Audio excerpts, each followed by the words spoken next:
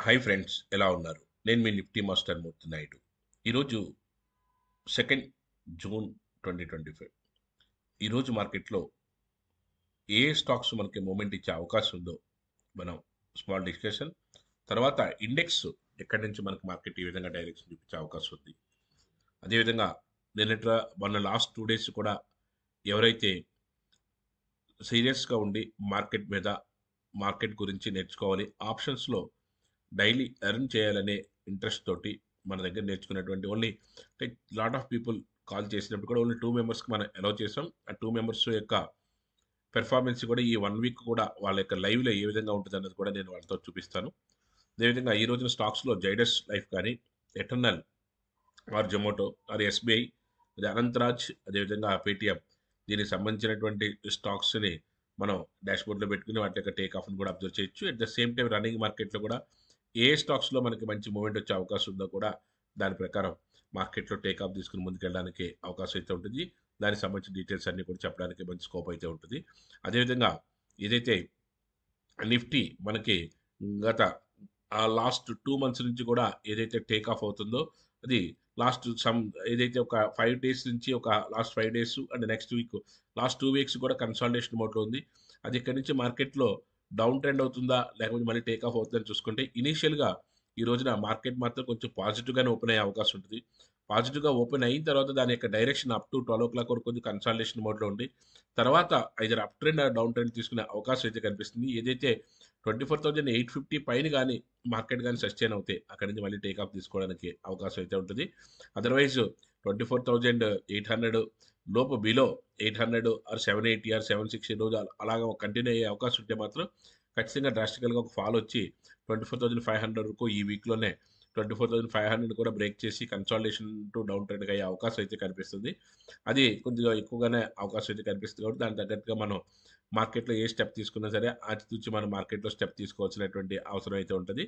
At the same time ఏదైతే మార్కెట్‌లో మనకి రన్నింగ్ మార్కెట్‌లో మనం ప్రతిరోజు కూడా నిఫ్టీ గాని, బ్యాంక్ నిఫ్టీ గాని, స్టాక్స్‌లో గాని మనం ఏదైనా మార్కెట్‌లో ఒక డైరెక్షన్ ఫాలో అవుతూ దాంట్లో మనం ఏదైనా మంచి ప్రాఫిట్స్ ఎర్న్ చేయాలనుకుంటే ఖచ్చితంగా టెక్నికల్స్ మీద మంచి పట్టుండాలి. ఆ టెక్నికల్స్ కూడా మనకి బాగా అలవాటయ్యి దాన్ని ఏ విధంగా చేయాలన్న దాంట్లో ప్రూవెన్ టెక్నిక్‌ని మనం తెలుసుకోగలిగినట్టయితే మంచి ప్రాఫిట్స్ తీయడానికి అవకాశం అయితే ఉంటుంది. ఈరోజు కూడా ఏదైతే మార్కెట్‌లో డైరెక్షన్ ప్రకారం నిఫ్టీలో ట్రేడ్ చేసి మీకు లైవ్ ట్రేడ్ అయితే వాళ్ళకి ఎవరైతే ట్రైనింగ్ అయ్యారో వాళ్ళకి లైవ్ ట్రేడ్ కూడా ఉంటుంది.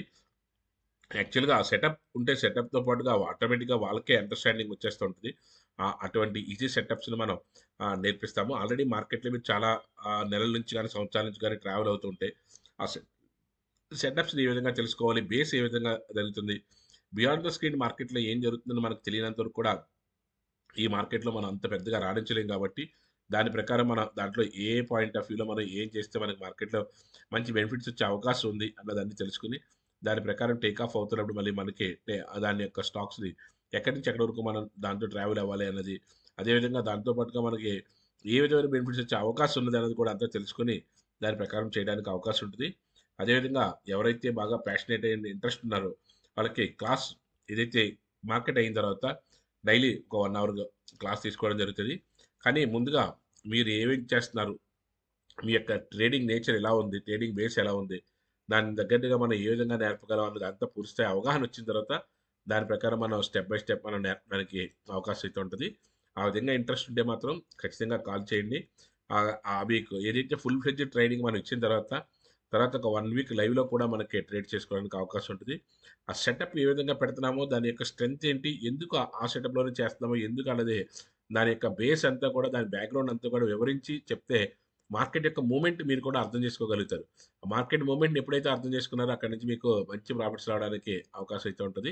ఆ విధంగా ట్రేడ్ చేయడానికి సంబంధించినటువంటి సెటప్స్‌ని మనం కంప్లీట్‌గా పెట్టి, ఈ మార్కెట్ మీద ఎప్పుడైతే పర్ఫెక్ట్ సెటప్ ఉందో, ఒక రూ. 2,000 ఒక రూ. 5,000 ప్రాఫిట్ వస్తే ఈ మార్కెట్ మీద భయమో, బిడియమో పోతది కాబట్టి, మనం ఎప్పుడొచ్చినా సరే ఆ సెటప్‌లో అలా అలా వచ్చినప్పుడే అక్కడి నుంచే మనకి టేక్ ఆఫ్ అవుద్ది. లేదా అక్కడి నుంచే మనకు పడతది కాబట్టి, అది ఈజీగానే ఐడెంటిఫికేషన్ చేస్తాం కాబట్టి, ఔట్ ఆఫ్ 10 ట్రేడ్స్‌లో 8-9 ట్రేడ్స్ మనం సక్సెస్‌ఫుల్‌గా మనం బయటికి రాగలుగుతాం.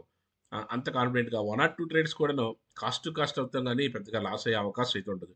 ఎందుకంటే 100% టెక్నిక్ అంటే ఏది ఉండదు. కానీ 90% యాక్యురసీ తోటి 8-9 ట్రేడ్స్ మాత్రం కాన్ఫిడెంట్‌గా మనం ప్రాఫిట్ తీయగలుగుతాం. 1 ఆర్ 2 స్టాక్స్‌లో ఆ డైరెక్షన్ ఏదైనా సడెన్ న్యూస్ వల్ల కానీ ఏదైనా మిస్ అయినా సరే కాస్ట్ టు కాస్ట్ ఎగ్జిట్ అవ్వడానికి మాత్రం మన సెటప్ మాత్రం ఎక్స్ట్రార్డినరీగా పనిచేస్తుంది కాబట్టి ఆ విధంగా చేయడానికి అవకాశం ఉంటుంది.